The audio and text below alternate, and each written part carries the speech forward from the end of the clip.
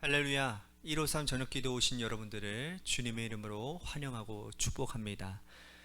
오늘부터 이제 긴 연휴가 시작이 되어집니다. 추석 한가위, 여러분들 풍성한 한가위 명절 되시기를 바라고요. 여러분들의 오고 가는 길 가운데 주님의 보호하심과 인도하심이 함께하기를 기도하겠습니다. 이 시간에 우리 같이 먼저 찬양하기를 소원합니다. 내 마음의 주를 향한 사랑이 나의 말엔 주가 주신 진리로 나의 눈에 주의 눈물 채워 하나님 순교자의 삶을 살아가기를 소망합니다. 우리 같이 간절히 고백하며 찬양하기를 소원하겠습니다.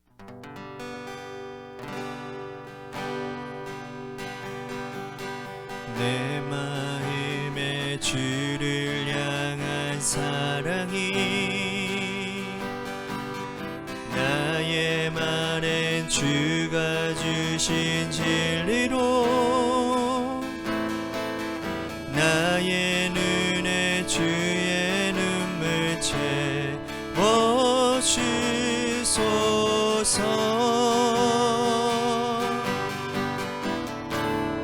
내 입술에 찬양해 내 입술엔 찬양의 향기가 두 손에는 주를 닮은 섬김이 나의 삶에 주의 흔적 남게 하소서.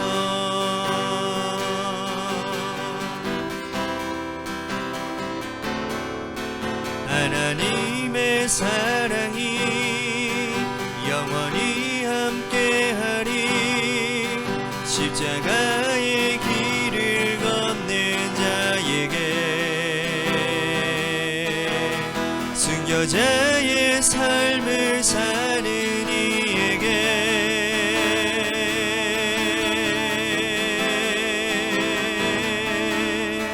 조롱하는 소리와 세상 유혹 속에도 주의 순결한 신부가 되리라. 내 생명 주님께 드리리. 하나님의 사랑이 영원히 함께하리. 십자가의 길을 걷는 자에게 순교자의 삶을 사는 이에게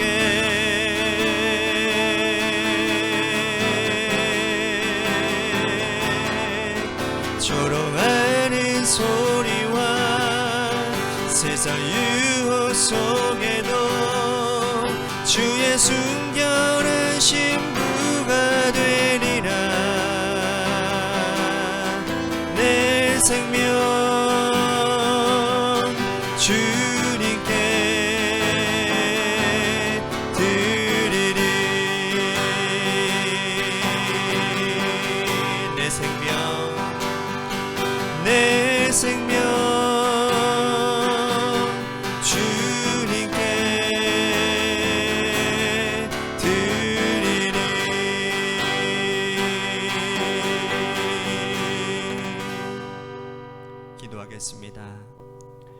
일평생 사는 동안 우리들이 늘 자랑해야 될 이름 예수 그리스도인 줄로 믿습니다.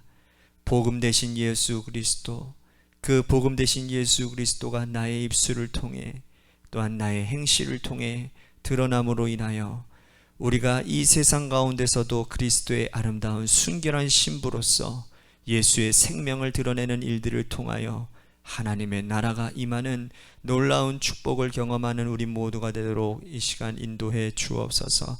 그러기 위해 오늘 이 시간도 하나님 앞에 결단하며 우리 같이 기도하고자 합니다. 이 기도 가운데 주님이 함께 하시고 역사하여 주시는 놀라운 은혜를 통해 하나님을 경험하게 하여 주옵소서. 사랑이 많으신 예수님 이름 받들어 간절히 축복하며 기도하옵나이다. 아멘. 오늘 이 저녁 시간에 하나님이 우리에게 주신 말씀 보도록 합니다. 골로새서 1장 23절 말씀부터 26절까지 보도록 하겠습니다. 29절까지 보도록 하겠습니다. 골로새서 1장 23절에서 29절 말씀입니다. 우리 같이 한 목소리로 다 함께 봉독하도록 하겠습니다. 시작. 만일 너희가 믿음에 거하고 터 위에 굳게 서서 너희 들은 바 복음의 소망에서 흔들리지 아니하면 그리하리라. 이 복음은 천하 만민에게 전파된 바요 나 바울은 이 복음의 일꾼이 되었노라. 나는 이제 너희를 위하여 받는 괴로움을 기뻐하고 그리스도의 남은 고난을 그의 몸된 교회를 위하여 내 육체에 채우노라. 내가 교회의 일꾼 된 것은 하나님이 너희를 위하여 내게 주신 직분을 따라 하나님의 말씀을 이루려 함이니라.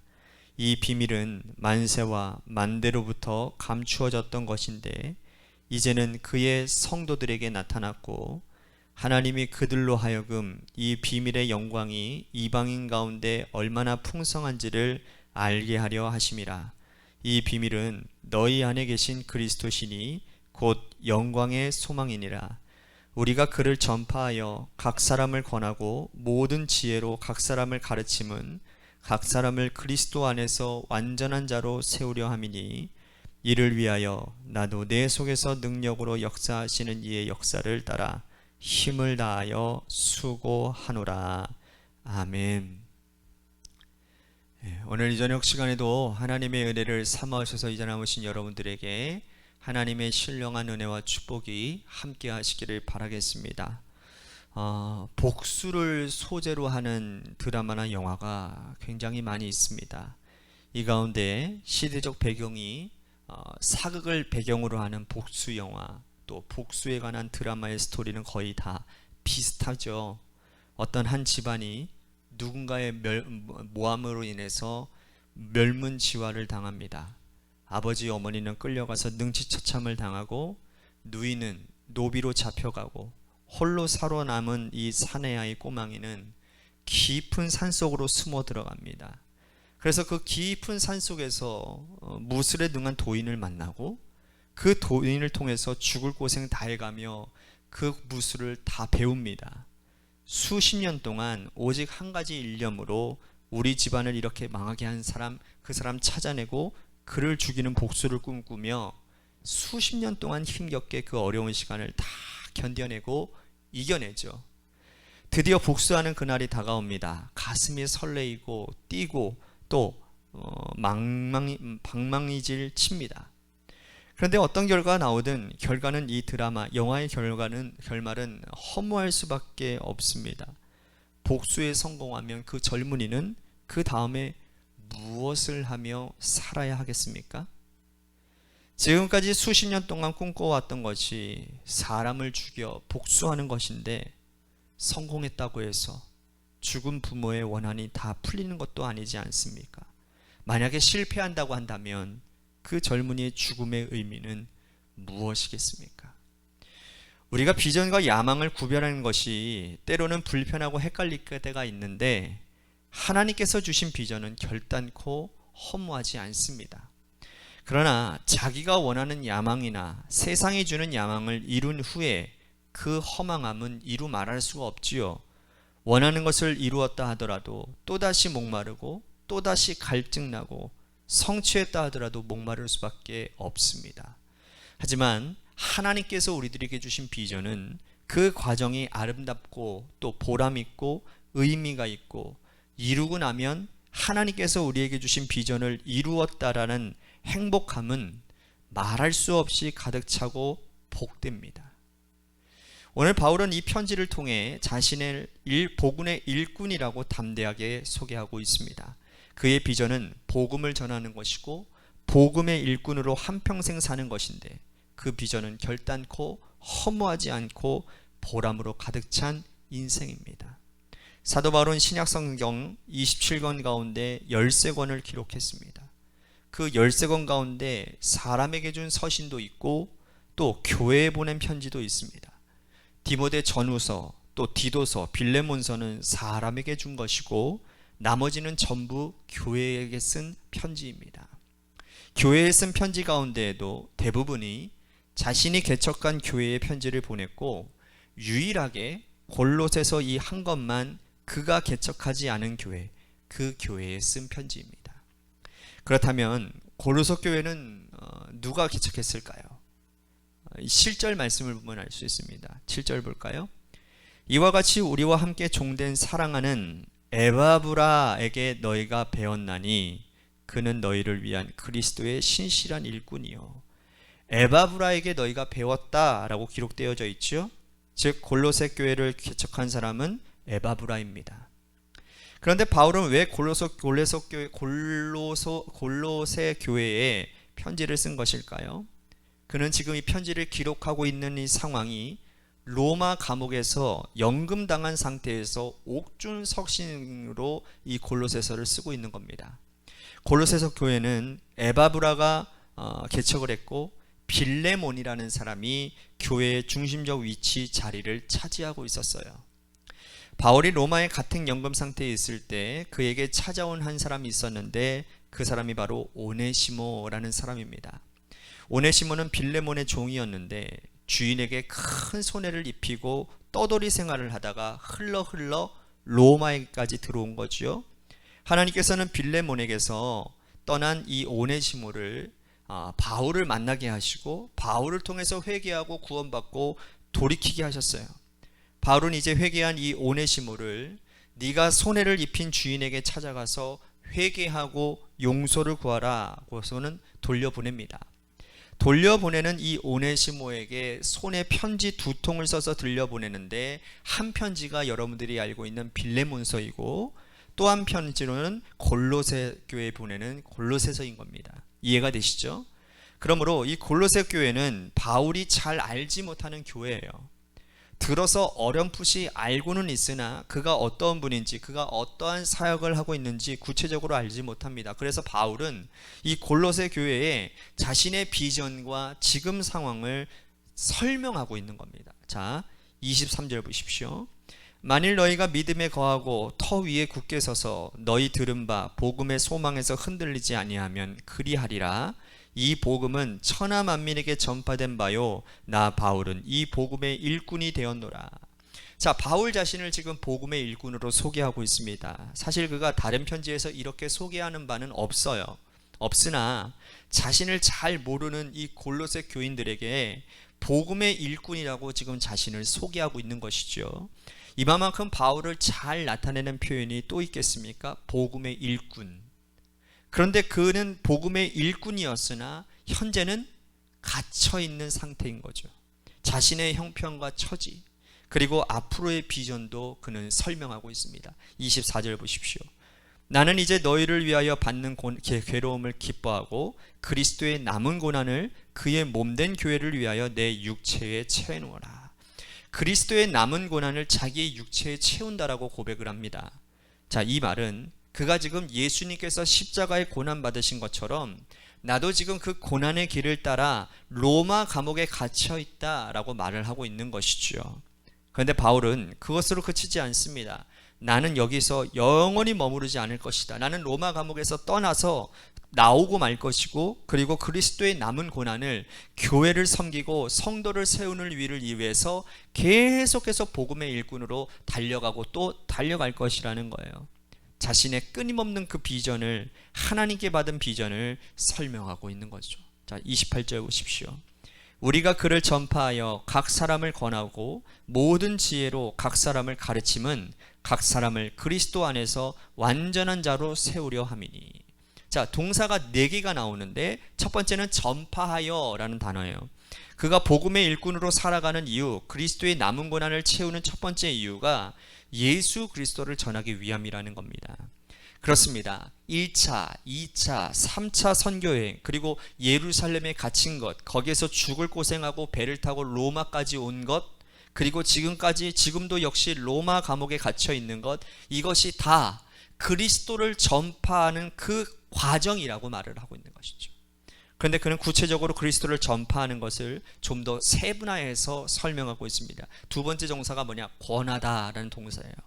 이것은 각 사람에게 단어가 그 앞에 있는데 자, 이것은 각 사람이라는 단어가 그 앞에 있는데 한 사람 한 사람의 마음을 살피고 그를 세우고 상담하고 또 그의 마음의 응어리들을 풀어내는 것을 설명하는 겁니다. 여러분, 바울이 한 사람 한 사람을 얼마나 성실하게 섬겼는지를 알 수 있습니다. 그가 한 사람 한 사람을 얼마나 성실하게 권하고 돌봤는지 알 수 있습니다. 그가 한 교회 한 교회를 얼마나 성실히 권하며 돌았겠습니까? 한 번 복음 전하고 그것으로 그친 것이 아니었습니다. 할례주의자들에게 빠져서 복음의 기본이 흔들렸던 갈라디아 교회 성도들을 다시 편지를 써서 그들을 권하지 않습니까? 여러 가지 교회의 문제로 인해 뒤죽박죽 되어졌던 고린도 교회에는 무려 4번의 편지를 보내면서 그들에게 권합니다. 바울은 복음을 전하는 사역을 권한다라고 하는 동사로 설명하고 있는 것이죠. 세 번째 동사는 가르치다 라는 동사를 사용하고 있습니다. 말씀을 1대1로 가르치고 1대 다수로 가르치고 회당에서 가서도 가르쳤습니다. 그는 고린도 교회에서 1년 6개월 동안 가르치며 에베소 교회를 세우고 특별히 두란나 서원을 세운 후에 3년 동안 하루도 쉬지 않고 아시아에서 오는 수많은 사람들을 열심을 다해서 가르쳤다라는 겁니다. 이것이 그가 그리스도의 남은 고난을 자기의 육체에 채워가는 과정이었다라는 거예요. 그가 전파하고 권하고 가르친 이유는 한 사람 세우기 위함이었다라는 것입니다. 네 번째 동사는 세우다라는 동사예요. 그가 비전을 받은 것은 한 사람 한 사람을 그리스도의 일꾼으로, 복음의 일꾼으로 세우는 것이 그의 최종적 목표였다라는 것이죠. 전파하고 권하고 가르치고 세우는 이 과정, 그는 이것이 그리스도의 남은 고난을 자신의 육체에 채우는 길이라고 이해를 했고 그렇게 성실하게 그 일을 감당하고 있었다는 거죠. 그는 이 일을 하면서 아주 보람되고 행복해했습니다. 허무해하지 않았습니다. 하나님께 받은 비전이었기 때문에 그렇죠. 여러분들은 어떻습니까? 저는 어떤가요? 우리가 지금껏 믿음 생활하고 신앙 생활하고 있는데 내가 간절하게 기도하고 하나님께 구하는 것이 이루어졌는데 허무하다면 이제 나는 뭘 위해서 기도해야 되지? 이제 나는 다음에 뭘 해야 되는 것이지? 갑자기 허무감이 몰려온다면 다시 한번 깊이 생각해 봐야 돼요. 그건 비전이 아니고 내 욕심이었을 것이라는 것. 복음과 연결되어진 것은 그 어떤 것도 허무할 수 없습니다. 복음을 전하고 각 사람을 권하고 사람을 세우고 가르치는 모든 일들이 보람된 일입니다. 과정도 보람되고 그러므로 그 결과는 더 말할 수 없이 행복하고 기쁜 일이겠죠. 하나님께서 주신 이 비전이, 바울에게 주신 이 비전이 오늘 우리들에게도 주어지는 큰 비전이 되기를 바라겠습니다. 또한 동시에 바울은 이 일을 자신의 힘으로 감당하지 아니하고 하나님께서 주신 능력으로 감당했다라고 말씀을 합니다. 29절 보십시오. 이를 위하여 나도 내 속에서 능력으로 역사하시는 이의 역사를 따라 힘을 다하여 수고하노라. 자기 힘을 다하여 수고한 게 아니라는 거예요. 내 속에서 능력으로 역사하시는 이의 힘을 따라, 즉 예수 그리스도의 능력과 힘을 따라 그는 수고했다라는 겁니다. 그러니 허무하지 않죠. 그러니 피곤하지 않죠. 사람들이 볼 때 저 사람 어떻게 저 많은 일들을 행할까 생각했지 모르지만 바울은 전혀 피곤치 아니하고 지치지도 않았다라는 겁니다. 자신 속에 그리스도의 능력, 성령의 능력이 함께 일하고 있기 때문이라는 것입니다. 오늘도 저와 여러분들이 복음과 함께 다 달려가야 되는 인생을 우리들이 결단하며 기도하는 시간이 되었으면 좋겠습니다. 복음과 함께 달려가면 피곤치 아니하고 허무하지 않습니다. 왜? 그리스도의 능력이 오늘 우리 가운데 있기 때문인 것입니다. 오늘 그리스도를 바라보며 그리스도의 능력과 그리스도께서 주시는 힘을 오늘 우리들이 기도하는 가운데 부여받고 내일부터 다시 시작되어지는 우리들의 삶의 자리 가운데 복음의 여정을 하나님 힘껏 달려가게 하시고 그 복음의 과정과 그 복음 전함의 하나님 그러한 결과들이 우리들 가운데 충만함으로 기쁨으로 역사하심으로 가득 차는 인생이 되게 하여 주시옵소서라고 오늘 말씀을 생각하면서 우리 같이 기도했으면 좋겠습니다. 또 한 가지 우리 같이 교회를 위해서 기도합니다. 하나님, 우리 교회 주님께서 붙들어 주시옵소서. 재정적으로도 하나님 지켜주시고, 또한 우리 하나님 성도들 지켜 보호하여 주시고, 여러 가지 하나님 일들 가운데서도 하나님께서 은혜 베풀어 주시옵소서. 주님이 역사하시는 교회, 하나님의 일들을 잘 감당하는 교회가 되도록 인도해 주시옵소서라고 우리 교회를 위해서 기도합니다. 마지막으로 여러분들의 삶의 자리와 여러분들의 자녀들을 위해서 기도하시다가 시간 돌아가시기를 바랍니다. 노래 끝날 때까지 여러분들 기도해 주십시오. 우리 같이 기도하겠습니다.